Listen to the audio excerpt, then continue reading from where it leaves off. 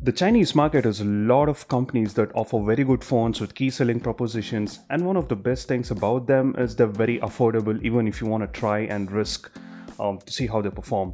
And many of these companies are not even heard about. And today we're going to look at one such phones from a company called Oukitel. So this is a 5.5 inch screen, Full HD screen display coming in at 9.8 mm, weighing somewhere around 169 grams. So it's not that heavy, not that light either. And the screen is really appealing. It's so good, and the viewing angles also are really great. And it's good to see that the company of that sort producing such phones. So let's look at the design aspect of this. This comes in a very typical color that you've seen on the iPhones, the rose gold. Onto the right you have the power and the volume rocker, and the design is so neat. It has these curves at the edges, makes it so good to hold, especially when the phones are tall. And we have the 3.5mm jack at the top, and here you have the SIM tray, which you can eject and place the SIM.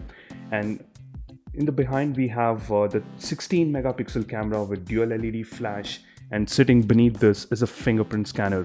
And we also have the branding here along with the speaker grill down at the bottom, and onto the front we have the 8 megapixel camera.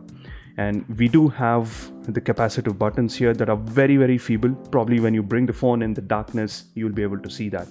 So this phone is rocking the Android 5.1, which is certainly close to the stock Android experience. So when you want to talk about the specs, we see very few companies do this. Rather, this is one of the first companies that we are seeing. They've very neatly listed out all the specifications. This has the 16 GB internal memory, 3 gigs of RAM, and of course the screen size, the camera module that we just spoke about, and different things like that. So this is running on the Android Lollipop, and let's see what sort of storage the user gets. So the space available to the user is somewhere close to the 11 GB mark.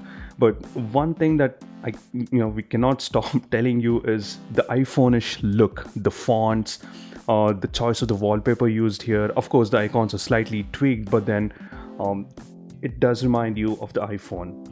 And powering this phone is a MediaTek 6753 octa-core processor clocking at 1.3 GHz with a Mali GPU.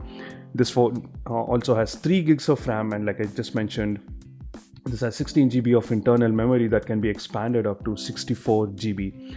And the battery capacity on this one is 2850 mAh, so it should be good enough if the phone is running somewhere close to the stock Android experience.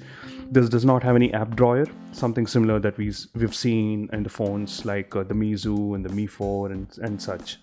So overall, this looks to be a very promising phone, and that is because this comes at a price which is really lucrative, $159.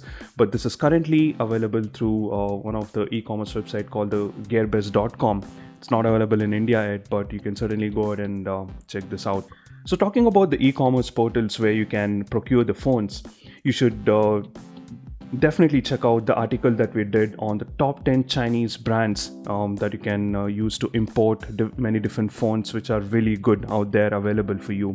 We'll leave the link in the description below. So we'll be testing this phone out, and we'll be back with a detailed review. Do hit the subscribe and the like button for more interesting topics and reviews. Until the next time, this is GK from TechPP.com signing off. Bye-bye.